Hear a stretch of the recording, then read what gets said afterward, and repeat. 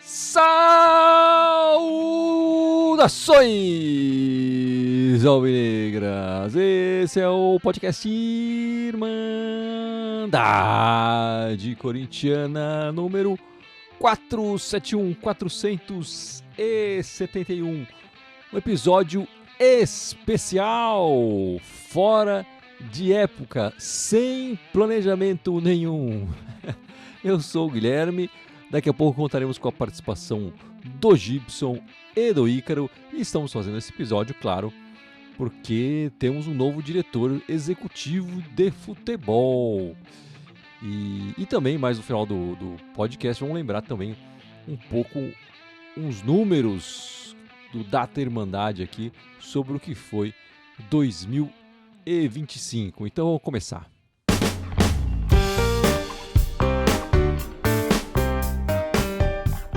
Bom, o Fabinho Soldado saiu e temos um novo diretor executivo. É o Marcelo Paz, que estava no Fortaleza, trabalhou muitos anos no Fortaleza. E sobre a saída do Fabinho Soldado, o Gibson deixou umas palavras aqui sobre a saída do nosso agora ex-diretor de futebol. Lembrar da ascensão milagrosa do Corinthians na final do Campeonato Brasileiro do ano passado, quando estava brigando ali pela zona de rebaixamento e acabou se classificando para a Copa do Brasil. E lembrar também da temporada desse ano, com improváveis conquistas no Campeonato Paulista e também da própria Copa do Brasil, apesar da campanha irregular no Brasileirão. A gente sabe que esse time que conseguiu esses pequenos milagres dentro da circunstância política e econômica do clube, está intimamente ligado com a chegada do Fabinho Soldado, ano passado, ao clube. Foi ele que montou esse elenco, responsável principalmente pela chegada do Neneca, por exemplo, que foi o cara que se firmou ali na posição de goleiro, né, após a saída do Cássio e do Carlos Miguel. A chegada, enfim, também do Memphis, toda essa galera passou ali pela mão do Fabinho Soldado. E os ventos políticos no clube mudaram, obviamente tivemos o impeachment, né, esse ano, e a nova diretoria, o novo presidente, resolveu que não queria mais que o Fabinho Soldado continuasse lá. E, enfim, foi anunciada uma saída com um acordo mútuo, enfim, mas a gente sabe que não é isso, né? O Fabinho queria ficar e a nova diretoria não queria ir lá. Então, infelizmente, acaba esse pequeno ciclo do Fabinho Soldado, que foi um ciclo muito positivo pro clube, porque o Fabinho, a gente sabe que o Fabinho é um cara muito capaz, muito obstinado no que ele faz. E espero que a gente não sinta falta no que vem. Já foi anunciado o substituto dele, que estava no Fortaleza. Enfim, dizem que é um cara muito bom também, um cara bacana, um cara ponta firme, que recuperou o clube. Mas é aquela coisa, pra que manter o que tá funcionando se a gente pode trocar no meio do caminho, né? É aquela tática antiga dos times brasileiros, né? Vamos trocando, vamos ver o que acontece. Falavam que o salário do Fabinho Soldado era muito caro, enfim.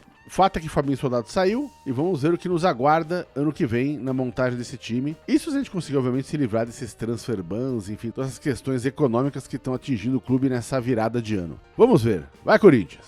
É isso aí, Gibson. A saída do Fabinho Soldado era meio que esperada há algum tempo, né? Ele já sofria muitas resistências dentro do Parque São Jorge, ainda mais depois do impeachment que o Osmar assumiu, o Osmar Stabile assumiu, né? Sempre foi muito contestado pelo grupo do Osmar Stabile e estava muita gente de olho em trocar essa função. Eu fico feliz de que essa pressão por mudança não assumiu um diretor estatutário, né? O Osmar Stabile continuou procurando um profissional, como era o Fabinho Soldado, e agora é o Marcelo Paz. E, aliás, é um profissional muito mais bem qualificado do que era o Fabinho Soldado ao chegar ao Corinthians, né? A gente lembra que o Fabinho Soldado trabalhava internamente na administração do time carioca lá, mas ele não assumia a função de diretor de futebol, nem nada disso, né? Ele trabalhava muito com números, tabelas e tudo mais, e quando chegou justamente ao Corinthians, essa era uma crítica que faziam a ele, que ele não tinha essa experiência, e o Corinthians estava apostando aí num profissional importante, num profissional que seria importante para essa reconstrução do futebol do Corinthians, né? Enfim, você pode gostar ou não do Fabinho Soldado, o fato é que ele saiu com 2 títulos aí, ele que de verdade teve uma janela só para trabalhar, né? Bom, e quem é o Marcelo Paz que está chegando agora, né? O Marcelo Paz ficou 7 anos seguidos no Fortaleza, como diretor de futebol, vice-presidente, depois presidente, e agora, o seu último cargo, ele era o CEO da SAF, né, que o Fortaleza está tentando, virou uma SAF ali, mas ainda não conseguiu o aporte financeiro, né? Ele já está pronto para receber o aporte financeiro, não recebeu, justamente porque na SAF do Fortaleza tem essa história dos associados manterem o poder de decisão, né? Na SAF, no projeto deles lá, 51% fica com os associados e 49% estão livres para ser negociados. Ainda não acharam interessados lá no Fortaleza, né? Mas eu tava vendo, ele ficou 7 anos seguidos, como eu falei aqui. Antes, ele já tinha trabalhado um tempo no Fortaleza.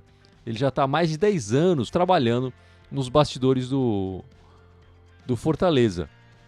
Ele sai por um período de 6 meses e aí depois fica agora esses 7 anos seguidos.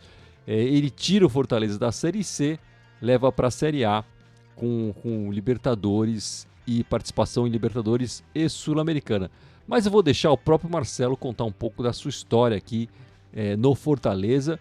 Eu tô roubando aqui um trecho da entrevista dele que ele deu pro GE 6 meses atrás, né? E quando ele contou um pouco da sua história e deu suas opiniões, vamos escutar esse primeiro trecho, depois eu vou pensar mais alguns trechos dessa entrevista que tá muito legal para a gente conhecer um pouco mais do nosso novo diretor executivo de futebol. Fortaleza naquele momento só queria sair da Série C. Esse era o objetivo de todo mundo dentro do clube. Da torcida, dos dirigentes, da imprensa que acompanhava o Fortaleza, era sair do martírio da Série C, que foram 8 anos seguidos.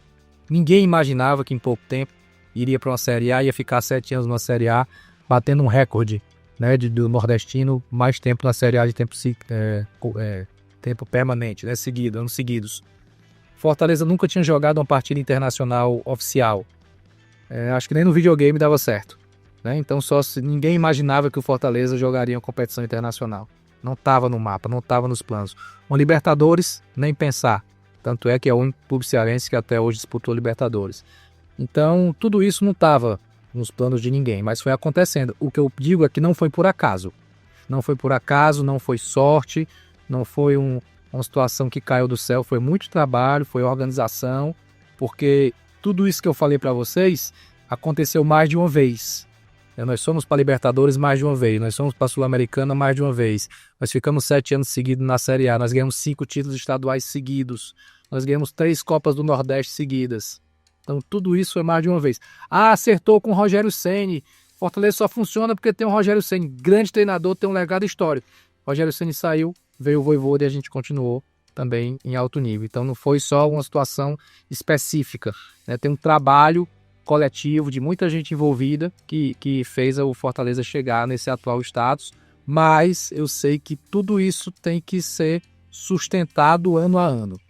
Tudo isso tem que ser valendo ano a ano. Se não tiver um ano bom, isso aí fica só um quadro na parede e não vale muito para o cenário atual. Bom, além de tudo isso, o Marcelo Paes foi eleito o melhor CEO da América Latina em 2023. Ele é o atual presidente da Liga Forte União, que é aquele grupo de negócios, né? Fazendo os negócios de televisão, né? Que o Corinthians foi o último a entrar, aliás, nessa Liga Forte União, muito provavelmente porque teve uma boa abertura com o Marcelo Paes, né? E o Marcelo Paes tem um bom relacionamento com a CBF, né? Ele tem um bom relacionamento com praticamente todos os clubes da Série A, né? Justamente por ser o presidente da Liga Forte União, e tem um bom relacionamento com a CBF, coisa que o Corinthians não tem há muito tempo, né? Isso pode ser importante com a chegada dele, né? Em 2024 ele foi convidado para ser o CEO do Corinthians, quando o Augusto Melo assumiu, né? E ele recusou o convite na época. O Augusto Melo foi então atrás do Fred Luz, que ficou no cargo ali, enfim, acabou não dando muito certo, muito pela resistência do Parque São Jorge, né?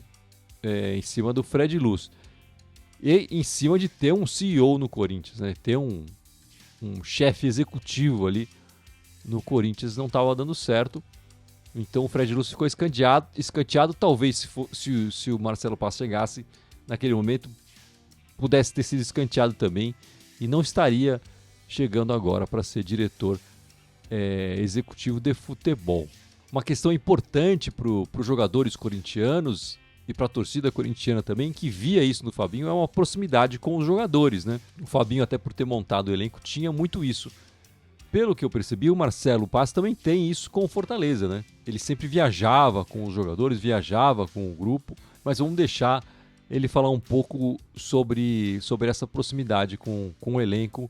Mais um trecho aí da entrevista no YouTube do GE. Resultado e relacionamento. Resultado e relacionamento. É muito importante, futebol tem que ter resultado, e o resultado sustenta muita coisa. Mas o bom relacionamento também é fundamental, né? O dia a dia. E os relacionamentos, eles se desgastam de forma natural. Você só se desgasta com quem você convive. Isso é em casa. Eu me desgasto com minha mulher. Claro, você convive com ela. Né? Eu tô chateado com meu filho adolescente. Claro, você convive com ele. O colega de trabalho lá tá me enchendo o saco. Lógico, não vai ser o da outra emissora que vai te encher o saco. É o que tá contigo. Então, o relacionamento, ele tem peso no dia a dia, né? Porque a partir do bom ambiente as coisas podem fluir melhor. A partir de um ambiente que não tá o ideal, pode ter algum tipo de dificuldade. Então, conceitualmente, né, resultado e relacionamento são fundamentais, né, em qualquer relação profissional. O torcedor precisa confiar na gestão, o torcedor precisa entender que quem está ali está se dedicando ao clube, está dando ao máximo, está entregando resultado, está zelando pelo dinheiro dele, torcedor, porque o torcedor coloca sim, né, compra camisa, paga sócio torcedor, viaja para acompanhar o time, né, vai no estádio, paga ingresso, consome, participa de ações. Então ele quer saber que aquele recurso dele está sendo bem empregado. Então essa comunicação, essa relação com o torcedor, ela também é muito importante para qualquer projeto esportivo. Mas o que sustenta qualquer projeto esportivo se chama ganhar. É isso que dá valor, é isso que fica, é isso que marca, é isso que faz as pessoas te darem crédito para seguir à frente. E ganhar é quase que sempre, né? O título do ano passado já não vale tanto, a boa campanha do ano passado não vale tanto. O que vale é estar ganhando sempre. Isso é muito difícil porque todo mundo quer ganhar. Não é só um time que ganha, não é só o time que consegue vencer. Quanto mais você ganha, mais os times querem ganhar de você, mais os times querem mostrar que venceram, que superaram. Então esse é o grande desafio. Eu digo muito que no futebol só tem uma verdade, que é ganhar. O resto é história, né? Que você conta, que você faz, e o que vai valer são as vitórias e os títulos. E o torcedor, ele está mais consciente, ele se preocupa com a questão financeira, ele se preocupa que o time esteja organizado, mas ele comemora o balanço da rede, não é o balanço financeiro. Outro trecho dessa entrevista que eu quero destacar, e vale a pena você procurar essa entrevista do GE no YouTube, tá fácil de achar, é quando ele fala do gramado sintético. O Marcelo Paz é contra o gramado sintético, e eu achei interessante esse pedaço que ele fala sobre a grama de plástico. Fala aí, Marcelo. Jamais, não quero de jeito nenhum gramado sintético. De jeito nenhum. Acho que não é futebol, acho que tem ganho esportivo para quem pratica, para quem é mandante.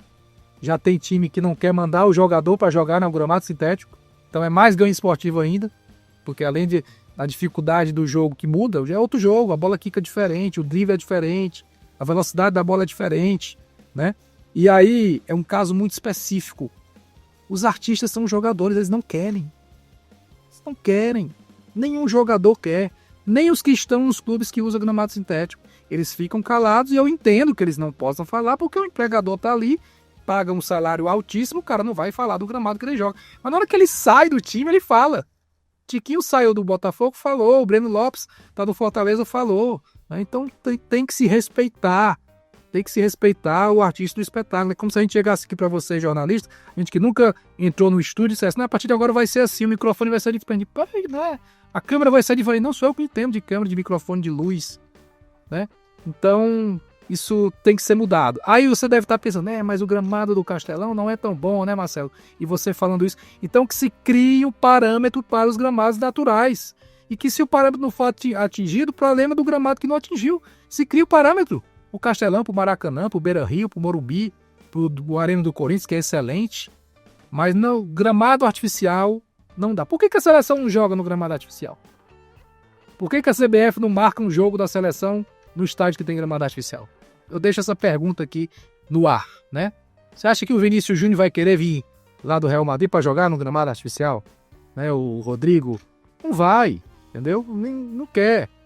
Então isso tem que ser enfrentado de frente, com todo o respeito aos clubes que fizeram investimento, com prazo para mudar. Não pode ser de uma vez, não pode ser politicamente, tem que ter um prazo. com certificação para os gramados naturais, que tem que ter um padrão de qualidade, né? Mas o mundo do futebol não usa. A Champions League não usa, a La Liga não usa, a Premier League não usa, a Liga Holandesa aboliu. Os maiores jogadores não querem jogar, o Messi não quer jogar, o Neymar não quer jogar. Então isso é lógico, tem que ser enfrentado, né, de forma respeitosa. Mas eu sou totalmente contra. Bom, agora o Marcelo Passos precisa chegar e desatar alguns nós no Corinthians, né? O primeiro deles deve ser o contrato do Maicon. O Fabinho deixou tudo alinhavado, né? Mas não tá nada assinado para a permanência do Maicon, o volante Maicon, importante, né? Cresceu muito com a chegada do Dorival e da volta dele, ele passou muito tempo contundido, né? E no final do ano conseguiu uma sequência boa sem novas contusões. O Fabinho Soldado tinha acertado a permanência dele no clube, e em definitivo, com o Shakhtar mantendo uma porcentagem dos direitos econômicos, né? E lembrando que o Corinthians ainda deve uma grana por empréstimo do Maicon, então não foi uma negociação fácil, mas não foi sacramentada, né? Acontece que o Corinthians tem 2 transfer bans ativos, um pela FIFA, que é o caso lá do Félix Torres, e outro da CBF, pelo atraso nas parcelas da CRND.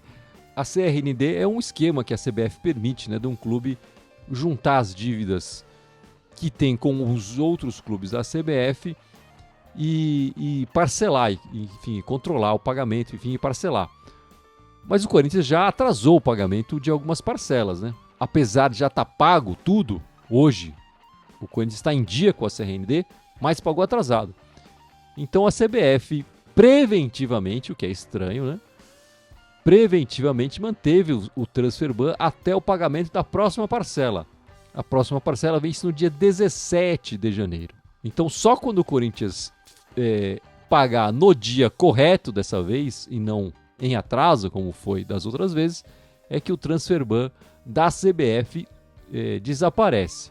Então até o dia 17 de janeiro, ou se o Corinthians quiser adiantar e pagar antes, mas dificilmente vai fazer isso, né? O Corinthians não vai poder contratar ninguém, porque não pode registrar o contrato na CBF.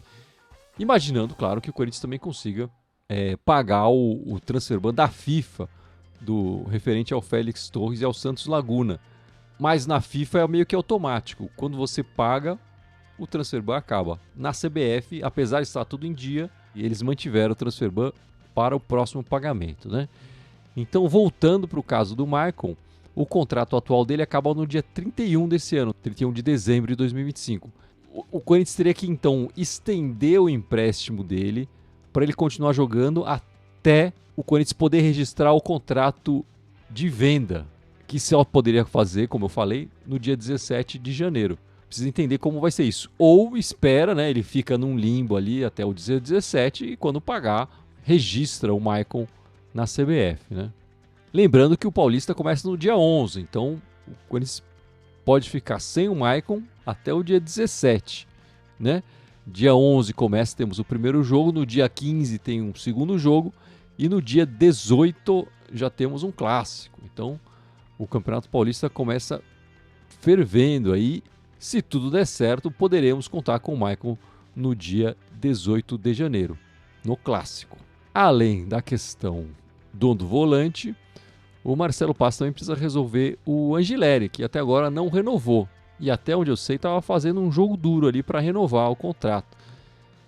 Precisa ver o que ele vai decidir, o que o argentino vai decidir fazer da sua vida. Precisa resolver. Eu também acho que se o Angileri fizer muito cu doce, nem vale a pena renovar. Bom, e o Ícaro fala um pouco das suas preocupações com a gestão do clube. Então vamos escutar aí um pouco a palavra do Ícaro. Recusa de diretores executivos, problema de transfer ban, páginas policiais e mais investigações contra a cúpula alvinegra. Além dos problemas evidentes que tudo isso acarreta para o Timão, uma coisa pega muito mal nessa história: a credibilidade do Corinthians no mercado. Há alguns anos a gente era referência não só de administração, mas de marca, de imagem. As empresas brigavam para conseguir patrocinar o Timão, estar junto, investir, fazer parte dessa história e do bando de loucos. Hoje, tudo isso cai por terra. Cada vez que uma notícia ruim aparece em torno do nome do Corinthians ou dos envolvidos, uma negociação falha, alguém rejeita ou recusa o Timão em alguma proposta que o Timão fez. Tudo isso pega muito mal pra gente. Haja visto que a gente tem dificuldades para conseguir renegociar os termos do contrato da Neoquímica Arena e dos patrocínios também no uniforme, na camisa do Corinthians. Tudo isso é resultado de anos e anos de péssimas administrações que a gente já cansou de falar, que virou chovendo molhado, né? A gente espera que venha uma gestão profissional e que em breve o Corinthians possa ser tratado como merece, como o maior clube e marca do Brasil. Valeu, Icarão. Uma coisa que a gente precisa ter na cabeça, meus amigos, é que 26 precisa ser o ano da mudança da gestão do clube, né? O clube vai ter que começar esse processo de virar SAF. O próprio Marcelo Paz comandou essa mudança no Fortaleza. Como eu falei, o cargo dele era de CEO do Fortaleza, né? De uma SAF. Não sei o quanto ele vai ser escutado aqui, mas ele tem bastante conhecimento nessa área, gerenciou toda essa mudança no Fortaleza e talvez o Osmar Stabile conte com isso para fazer essa mudança aqui no Corinthians e até por isso contratou o Marcelo Paz. Ele não tem essa função de CEO aqui, né? Ele vai ser diretor de futebol. Mas claro que o Osmar Stabile pode chegar para ele lá e conversar. E entender se ele pode fazer isso aqui no Corinthians e como fazer isso no Corinthians mantendo o associativo no poder. Porque foi isso que o Marcelo Paz fez no Fortaleza. E até agora não deu certo lá no Fortaleza, né? O modelo de manter o associativo com mais poder de decisão do que a empresa, enfim, ou o empresário, ou quem estiver chegando com a grana, não deu certo no Fortaleza. Normalmente quem chega com a grana quer mudar, quer dar a sua cara pro clube que está chegando, né? No Fortaleza ainda não conseguiu vender essa ideia de o associativo ficar com 51%. Também acho difícil de conseguir isso aqui no Corinthians, justamente porque o Corinthians tem quase 3 bilhões aí de dívida. Então, quem é que vai querer entrar, pagar essa dívida toda e não ter decisão nenhuma, né? Eu, pelo menos, não ia dar meu dinheiro desse jeito. Enfim, como deu para perceber aí, temos no cargo de diretor de futebol alguém altamente qualificado, né? Talvez até mais qualificado que o Osmar Stabile, porque ele trabalha no bastidor de futebol, não só no bastidor, mas enfim, ele é à frente de um clube de futebol há muito mais tempo que o Osmar Stabile. Vamos ver se ele vai conseguir navegar pelas águas ali do Parque São Jorge, e tem muita piranha, muita cobra, muito jacaré querendo tirar pedaço das pessoas. Se ele sair inteiro dessa jornada, ele se coloca como um bom profissional aí nessa área de executivo de futebol, né? O Marcelo Paz já tinha sido convidado por outros clubes para deixar o Fortaleza e não tinha aceito até agora, né? Aceitou para vir pro Coringão. Boa sorte para ele e boa sorte pra gente também nessa nova jornada aí. Mas, como eu falei antes, eu acho que é melhor ter um cara desse porte. Eu tava com medo de ser apenas alguém estatutário ali comandando o futebol. Ainda bem que tá chegando alguém muito bem qualificado. Vamos torcer para ele ser escutado e torcer para ele fazer um bom trabalho aí no Coringão. Agora alguns números do nosso Data Irmandade para a gente entender o que foi esse 2025, né? Fizemos 74 jogos oficiais e tivemos um aproveitamento de 56% dos pontos disputados, né? Aqui a gente fala pontos, mas claro, teve partida que não era ponto, era partida de mata-mata, né? 35 vitórias, 19 empates e 20 derrotas. Algo que sofremos muito, né, nesse 2025 é que marcamos mais gols no segundo tempo do que no primeiro, né? 61% dos gols foram marcados na etapa final. E sofremos mais gols no primeiro tempo do que no segundo tempo. 53% dos gols sofridos do Corinthians foram no primeiro tempo. E aí, sofrendo o gol primeiro, nosso aproveitamento cai para 17% apenas, né? Então esses gols no primeiro tempo, possivelmente antes da gente marcar gol no primeiro tempo, prejudicaram demais nosso aproveitamento. Então é algo que a gente precisa melhorar aí no ano de 2026, né? Tentar marcar mais gols no começo da partida. naquela história do time escolher jogos, nosso aproveitamento em clássicos foi alto. Foi de 57% de aproveitamento nos clássicos.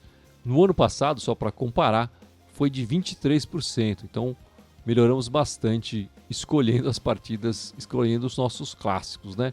Em jogos eliminatórios, nosso aproveitamento foi até mais alto do que em clássicos, né? 78%. Nos jogos eliminatórios, aqui podia até ser melhor se o Corinthians tivesse jogado de verdade aquela pré-Libertadores quando fomos eliminados, né? O jogador que mais minutos jogou pelo Corinthians foi o Hugo Souza, né? O Neneca, com 5.628 minutos jogados. Mateuzinho em segundo lugar, Yuri Alberto em terceiro, Breno Bidon me surpreendeu aqui em quarto lugar, com 4.197 minutos. O Bidu fechando a lista aí no quinto lugar, 4.155 minutos jogados. Eu já suspeitava que o Hugo Souza seria o jogador com mais minutos, né? Me surpreende ver os nossos dois laterais titulares aqui com muitos minutos jogados, mostrando que não temos reservas, né, para esses jogadores. O Yuri Alberto também, nosso artilheiro, camisa 9, com boa minutagem, também não temos um reserva, ou melhor, agora temos, né, o Guinegão para essa posição, mas ele veio na parte final do ano ali, né, e foi importante o Guinegão também. E o Breno Bidon, nosso jogador de meio com mais minutos jogados, essa realmente me surpreendeu. Nas notas da Irmandade, e a gente pega aqui as notas da Irmandade, só fazer essa ressalva, a gente está limitando os jogadores com mais de 10 jogos como titular, né? Jogadores que não fizeram nem 10 jogos como titular, a gente não está considerando. Eu falo isso porque às vezes o cara fez 2 jogos bons, e aí acaba atrapalhando o nosso entendimento do ano, né? Porque, por exemplo, o Cauê, o goleiro, tem uma nota boa, mas ele fez um jogo só como titular, né? O André, nosso volante que apareceu aí, tem uma nota boa, uma média boa no ano, mas ele fez só um jogo como titular, né? As outras participações dele foram entrando durante as partidas. Então, para não misturar esses jogadores, eu limitei aqui. Então, a partir de 10 jogos como titular. E nas médias, o Neneca, claro, está em primeiro lugar, com 5,6 de média. O Gustavo Henrique na segunda posição com 5,20. O Garro em terceiro lugar, 5,05. Quer dizer, o Garro jogou bem menos que os demais jogadores, mas com uma média alta. Carrijo empatado com o Ranieri em quarto lugar, 4,88. E em quinto lugar vem o Memphis, com 4,86. Não temos, né, nesses 5 primeiros lugares, você percebe, o Yuri Alberto. Mas, curiosamente, o Yuri Alberto foi eleito mais vezes craque do jogo. Ele foi eleito 11 vezes craque do jogo pela Irmandade, sem ter uma das 5 melhores notas do ano. Quer dizer, ou ele era craque ou ele era um bagrão pela Irmandade. Então a média dele caía muito quando ele era bagre e subia muito quando ele era craque. Em segundo lugar, no ranking dos craques, está o Hugo Souza, com 10 vezes. Carrijo, 8 vezes em terceiro lugar. Em quarto lugar, empatado de novo. Bidon, com 6. E Memphis Depay, com 6 vezes.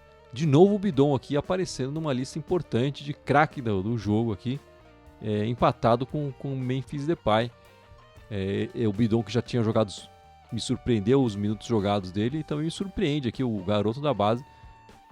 Em quarto lugar nas eleições de craque da partida. E o Garro aparece em quinto lugar com 4 vezes eleito craque do jogo, né? E se vocês lembrarem das notas que a gente colocou ali, aparecia o Gustavo Henrique em segundo lugar com a melhor média, né? E o Gustavo Henrique não aparece na lista de craques. Ele foi eleito 3 vezes, né? Nessa lista pequena que eu fiz aqui de 5, né? Ele foi eleito 3 vezes craque da partida. E como a média dele é muito alta, imagino que as notas dele têm um patamar também mais estável do que, como eu falei, do Yuri Alberto, por exemplo, né? Então, por isso que ele não é eleito muitas vezes craque, mas ele aparece com uma boa média. E fica claro aqui a nossa preferência para os craques do jogo também, para os jogadores de frente que marcam gols ou, no caso do Hugo Souza, que fazem defesas que decidem jogos, né?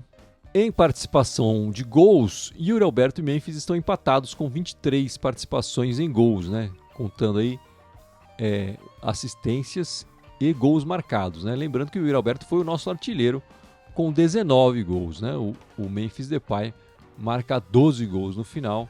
Enfim, e como o Memphis jogou menos minutos do que o Yuri Alberto, ele tem uma média melhor de quantos minutos ele leva para participar de um gol, né? Então, o holandês dá passe ou faz um gol a cada 172 minutos. Pensando num jogo de 90 minutos aí, a cada um jogo e um tanto, quase 2 jogos, ele marca um gol ou dá passe para gol. O Yuri Alberto é 198 minutos, então ele demora um pouco mais, né? 2 jogos e pouco, e o Memphis fica com menos de 2 jogos para participar de um gol, né? Nos cartões, o nosso campeão de amarelos é o Ranieri, foi o Ranieri, né, nesse ano, precisa melhorar o Ranieri, que é importante no nosso meio, gosto muito do futebol do Ranieri. Ele tomou 17 amarelos esse ano, o Mateuzinho 16, o Martínez 14, Bidon com 12 cartões, Martínez com 14, Bidon com 12 e Garro com 11. Eu acho que boa parte do cartão do Mateuzinho, do Bidon e do Garro são de reclamação. Se eles reclamassem um pouquinho menos ou com menos veemência, eles levariam menos cartões amarelos, né? Nos cartões vermelhos, todo mundo já sabe que o Martínez é o campeão de 2025 com 4 vermelhos. O Félix Torres levou o vermelho 2 vezes.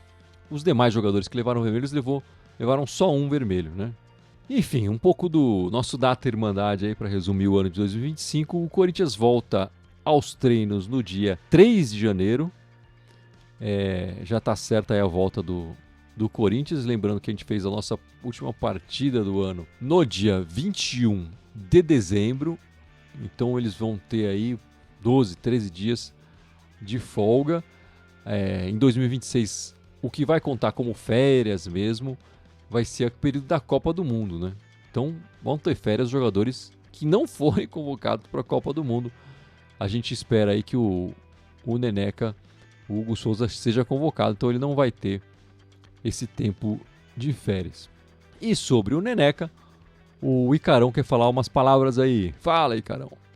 E o Hugo Souza fica no timão, pelo menos até a Copa do Mundo, e a gente fica muito feliz com isso, né? Ele mesmo deu essa declaração do Fico logo depois do título da Copa do Brasil. Além de falar sobre a idolatria do Hugo, que é mais do que confirmada com títulos, defesas milagrosas e pênaltis também, que ele defendeu, é importante ressaltar as escolhas de carreira que o Hugo está fazendo. Depois de sair escorraçado do Flamengo, com polêmicas e tudo mais, problemas de viver na noite, ele mesmo já falou também que subiu um pouco para a cabeça dele, ele foi para Portugal e não teve uma boa fase por lá também.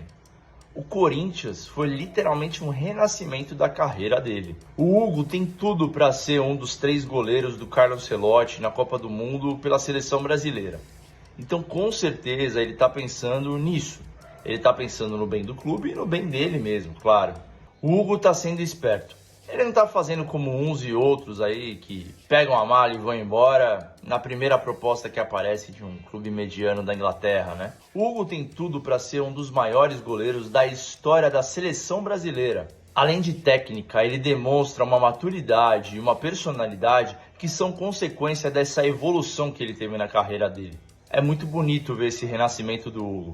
Seja no Timão ou qualquer outro clube europeu que ele venha a jogar no futuro, a gente só tem a desejar muita sorte e sucesso para ele, porque ele merece. Vai, Hugo! Vai, Corinthians!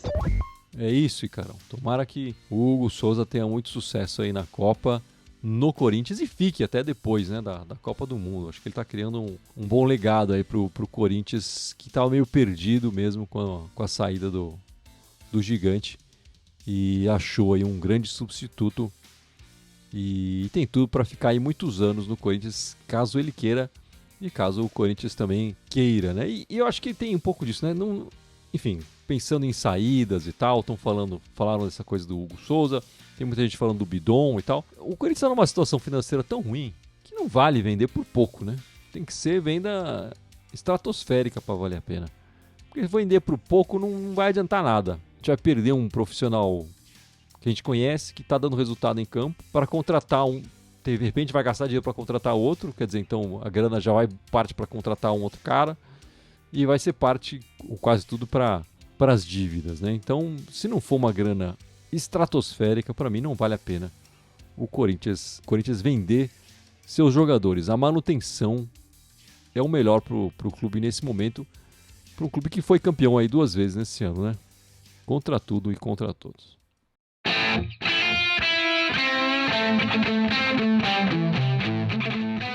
É isso então, meus amigos. Vamos encerrando este podcast da Irmandade Corintiana. Voltamos no ano que vem, a não ser que tenha mais alguma novidade aí espetaculosa nos próximos dias, mas eu acho difícil. E, enfim, sigam as nossas redes. Bom final de ano para todos vocês. E vai, Corinthians!